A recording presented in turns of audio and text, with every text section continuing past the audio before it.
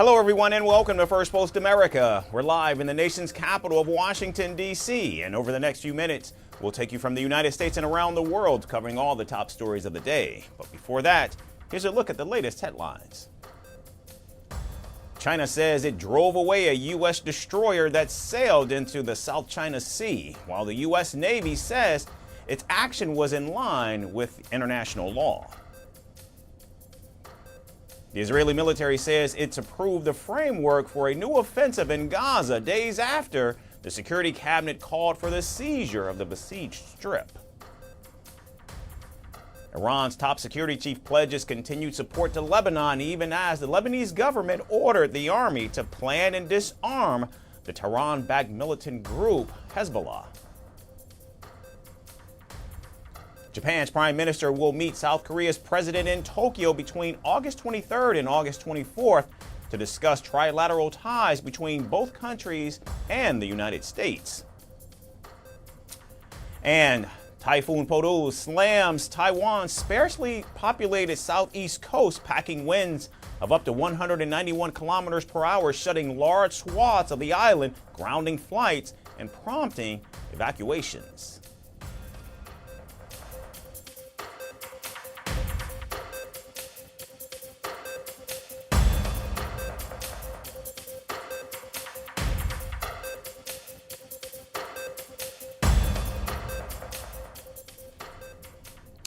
We begin with a diplomatic encounter that comes with an unusual label of a listening exercise. That's how the White House is describing President Donald Trump's upcoming meeting with his Russian counterpart Vladimir Putin in Alaska on August 15th. The idea, they say, is for Trump to hear directly from Putin about how to end the war in Ukraine. Now, White House Press Secretary Carolyn Leavitt said that Trump agreed to the face-to-face discussion with Putin rather than speaking over the phone, as it will give him the clearest indication on how to stop the conflict with Ukraine. Leavitt emphasized Trump's deep respect for all parties involved in the conflict and hinted there could be plans for Trump to visit Russia in the future. I think this is a listening exercise for the president. Look, only one party that's involved in this war is going to be present. And so this is for the president to go and to get, again, a more firm and better understanding of how we can hopefully bring this war to an end. The Trump meeting on Friday is so far planned to go ahead without President Zelensky. Now, this has fueled fears that Kyiv could be forced into painful concessions, including those over land. EU leaders on Tuesday stressed the inherent right of Ukraine to choose its own destiny, adding that international borders must not be changed by force. Now, Zelensky will be in Berlin on Wednesday for a video conference with European Union leaders and Donald Trump ahead of the Alaska talks, hoping to secure the U.S. president's commitments to Ukraine's interests. But before the talks in Berlin, he said that Ukraine and its allies must work together to pressure Russia into ending its invasion. Trump's earlier suggestion that a peace deal could involve a swap of territories drew sharp pushback from Zelensky. The Ukrainian president ruled out any land concession, stressing that Ukraine's constitution forbids it and that no agreement with Russia can be made without Ukraine's direct participation. The answer to the Ukrainian territorial question is already in the Constitution of Ukraine. No one will deviate from this, and no one will be able to. Ukrainians will not gift their land to the occupier. Now, ahead of the meeting, U.S. Vice President J.D. Vance expressed a clear desire to end the funding of the Ukraine war and bring about peace.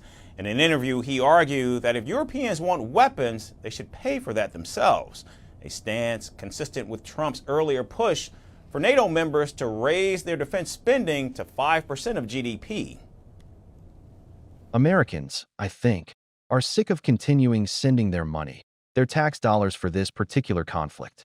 But if the Europeans want to step up and actually buy the weapons from American producers, we're okay with that. But we're not going to fund it ourselves anymore. The high-stakes Alaska summit was agreed to only last week after Trump's envoy met Putin in Moscow, which triggered a frantic search for a venue that could meet G7-level security, accommodate full press operations, and allow private leader-to-leader talks. With most large venues in Alaska booked during the peak tourist season, and with security demands ruling out other options, officials settled on a military base in Anchorage. The location is more than just a logistical one. as Alaska is a symbolic midpoint between the United States and Russia. For Putin, this will be his 8th visit to the U.S. as president, his first, however, since meeting then-President Barack Obama at the UN in 2015. For Trump, it's a carefully staged moment to gauge Putin's intentions on ending a war now in its 4th year. The State Department on Tuesday said that the idea for the meeting came directly from Putin, and Trump has agreed to brief European, NATO, and Ukrainian leaders afterwards. When the two world leaders meet later this week, the answers might be whispered in private, but their consequences will certainly be heard around the world.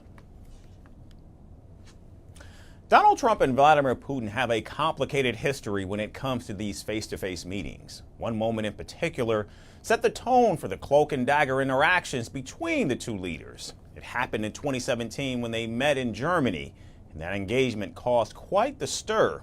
Reports claim that President Trump concealed details of that discussion by allegedly confiscating his own translator's notes. And to this day, the specifics remain unknown.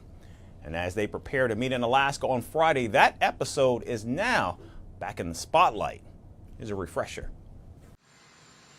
Secrecy is no stranger to Donald Trump. When he met Russia's Vladimir Putin in 2017, it was not what they discussed that made it to the headlines, but this did. This was first reported by the Washington Post. Trump was accused of hiding details of the conversation. He went to extraordinary lengths, even confiscating notes of the translator. Also in the room was the then State Secretary, Rex Tillerson.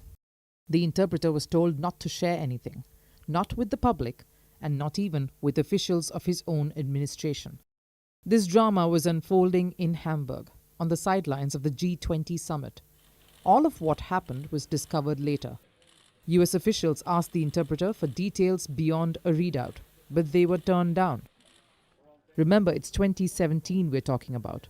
Authorities back then had said this was a pattern.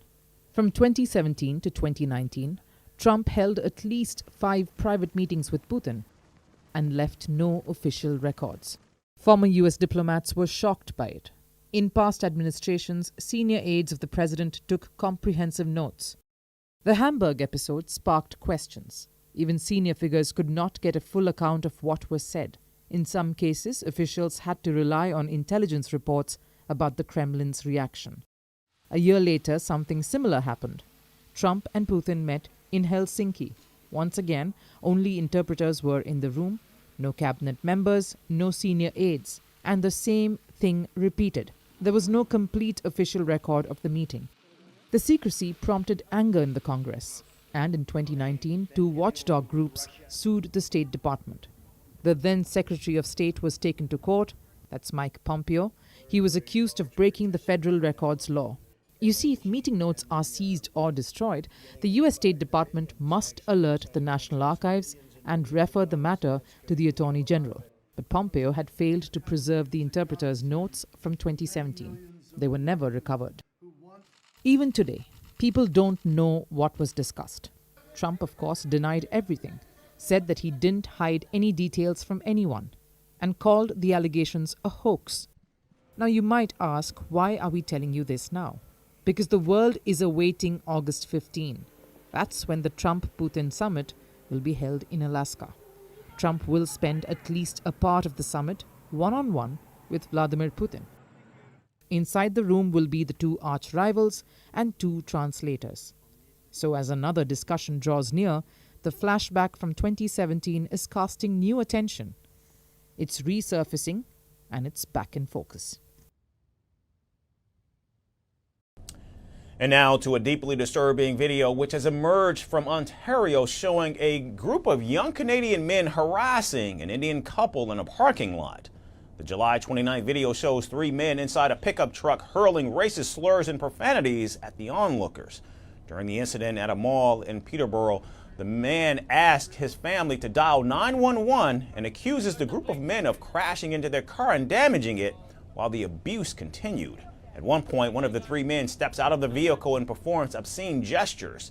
And as the man tries to film the license plate of the car, the 3 men get even more aggressive, calling them immigrants, using the N-word, and even threatening to kill them. The video, which was originally shared by the victim on Facebook, has now gone viral on social media and sparked outrage. One user highlighted how issues related to racism and assault towards Indians are becoming frequent in Canada. Another said how hate against Indians is still acceptable in economies where they work hard, pay taxes, and contribute to economies. Once the video went viral, however, the Peterborough police took action. In a statement, the cops said they arrested an 18-year-old in connection with the incident. The man was charged with uttering threats to cause death or bodily harm. However, he was released and was asked to appear before court in September. Clearly, this is not the standard of acceptable behavior in our city. We encourage residents to continue to report hate bias incidents, crimes that take place in our community. Reporting these incidents to police is crucial to ensuring we have the information needed to investigate and pursue charges when appropriate. We are committed to keeping our community safe for everyone who lives, works, or visits here. And as the outrage grew, even the Peterborough Sports Club took action. The images of the three men being widely circulated across the city and on social media, the sports club issued a statement identifying two of the harassers as their players and suspending them. We found that two of them were players in our PTBO division. We unequivocally condemn their behavior.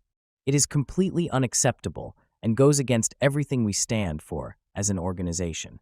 The two people who were registered for our programs have been suspended indefinitely. We do not condone this behavior and hope that this serves as a reminder that hate has no place in sports or the rest of the world. What was once a country with a welcome all policy, Canada in recent years has made a sharp U-turn.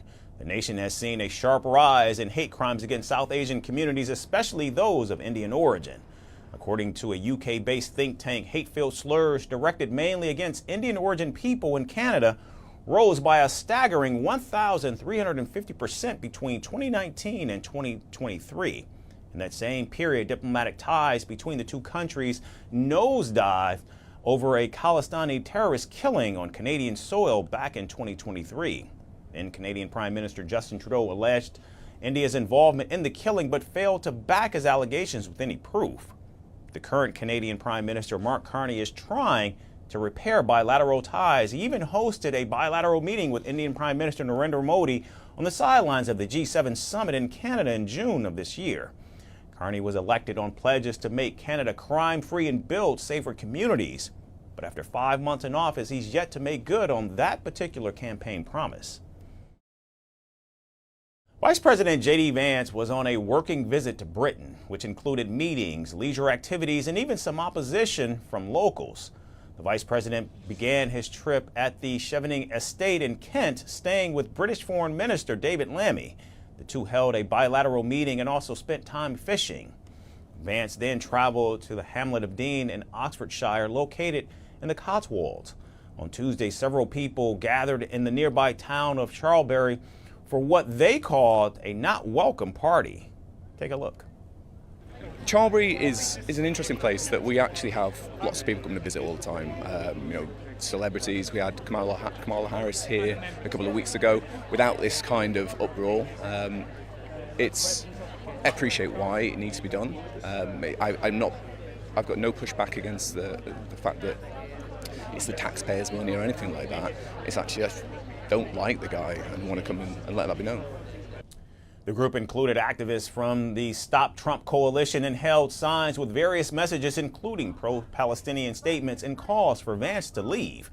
A vehicle displaying a digitally altered image of Vance was also driven around the area.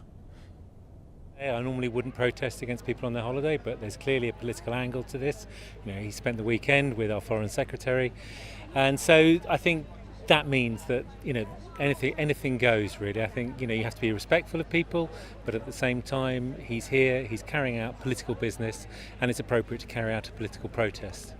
Some participants said the demonstration was meant to communicate their political views and draw attention to local concerns. Organizers said the vice president's presence gave them an opportunity to voice their positions publicly. Vance also met Robert Jenrick from the opposition Conservative Party and Shadow Home Secretary Chris Philp. But away from these official meetings, the vice president's recent travel schedule has been notable for its frequency and variety. His recent visit to Britain is the latest in a string of trips that have blurred the line between official duty and leisure. In the past 5 months, he's been skiing in Vermont, kayaking in Ohio, and a family vacation to Disneyland, and now a summer sojourn. Last month at Disneyland, amid ICE raids on undocumented immigrants in California, he drew up a sarcastic message from Governor Gavin Newsom, which read, quote, "Hope you enjoy your family time. The families you're tearing apart certainly won't," end quote. On August 2nd, his 41st birthday, Vance was seen canoeing on the Little Miami River in Ohio. And that also raised eyebrows as the U.S. Army Corps of Engineers altered the outflow of a lake at the request of Secret Service to support security operations during the outing. Now, during these recent trips, Vance has sometimes encountered public protests. Vermont demonstrators gathered outside the ski resort he visited. At Disneyland, some attendees expressed opposition while he was in the park. And while none of these trips have been illegal, the frequency and the controversies they sometimes attract are adding fuel to a growing narrative that J.D. Vance is spending as much time away from Washington as he is inside the nation's capital. So as he sips tea in the cult walls and shares fishing stories with his British host, the visit blends formal diplomacy with moments of leisure. It comes amid a travel pattern that has kept the vice president visible both at home and abroad, and sometimes at the center of public reaction. In the underworld's playbook, the most powerful names aren't always the most famous. They operate in the shadows, move millions without a paper trail, and rule empires built on fear. This week, 26 such individuals were extradited from Mexico across the border into American custody. It's a dramatic handover in the long, bloody chess game between the cartels and the law. And it lands on Donald Trump's desk as he seeks to wipe out dangerous cartel groups along the border with Mexico. The optics are powerful and the message deliberate. Our next report explains why. 26 prisoners, names you may not know but famous in the cartel underworld, have been moved out of Mexico and into American hands. This isn't just a prisoner transfer, it's a signal, a message sent across a border where drugs, power, and politics constantly collide. Mexico has handed over 26 high-ranking cartel members to the United States, accused of high-level roles in the country's most powerful drug cartels. The individuals extradited included key operatives, charged in the U.S. courts with violent crimes and organized crime links. One among them is Abigail Gonzalez Valencia, who goes by the nickname Queenie.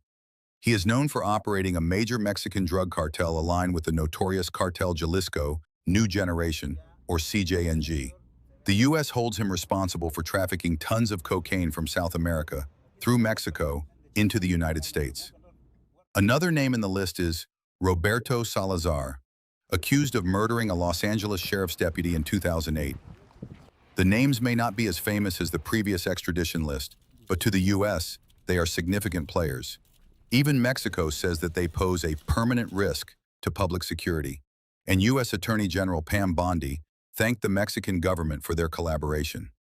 This is the second mass transfer of criminals from Mexico this year. Back in February, Mexico sent 29 prisoners north. That move came as Donald Trump threatened sweeping tariffs on Mexican imports. The threat eased, but the pressure stayed. Now again, the White House is pushing Mexico to crack down on drug trafficking. Upon taking office, Trump took the unorthodox move of designating the CJNG and several other Latin American crime groups as foreign terrorist organizations. He has constantly put pressure on his southern neighbor to crack down on drug trafficking across the shared border, and tariffs remain in play. 25% on Mexican-made cars, plus 50% on steel, aluminum, and copper. At the end of July, Trump extended a tariff exemption for some goods, but only for 90 days. Mexican President Claudia Sheinbaum is walking a tightrope. She's cooperating with Washington on security, but pushing back hard against U.S. military action on Mexican soil. There will be no invasion, she says, yet the collaboration is clear. Behind the scenes, reports claim Trump has quietly signed an order allowing U.S. forces to target Latin American cartel. Whether that means action inside Mexico remains an open question. However, last week, the Mexican president rejected such claims. The United States is not going to come to Mexico with the military. We cooperate, we collaborate, but there will be no invasion.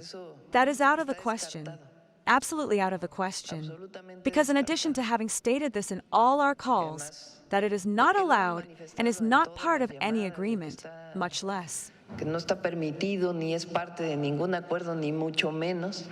The U.S. Embassy says the members of the two most notorious Mexican cartels, CJNG and Sinaloa, were among those extradited in the latest. The deal came with one condition from the Mexican authorities: no death penalty for any of them.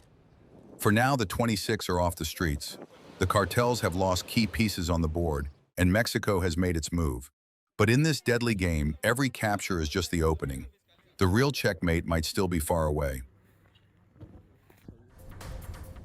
That's our show for today. We certainly thank all of you for tuning in. We look forward to seeing you right back here again tomorrow. Thanks everyone for watching.